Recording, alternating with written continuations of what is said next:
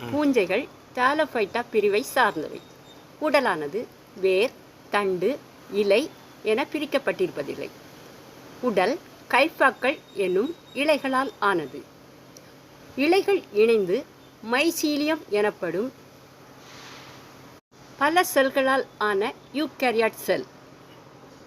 East ஒரு செல்லால் ஆனது. செல் சுவர் கைட்டின் என்ற வேதிப்பொருளால் ஆனது.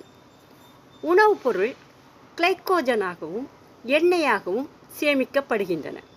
ஸ்டார்ச் காணப்படுவதில்லை. பச்சையம் கிடையாது. பிற சார்பு உயிர்கள் 3 வகை: ஒட்டுண்ணிகள், மட்குண்ணிகள், இடைப்புயிர்கள். ஒட்டுண்ணிகளில் காஸ்டோரியா என்ற உறிஞ்சு உறுப்புகள் காணப்படுகின்றன.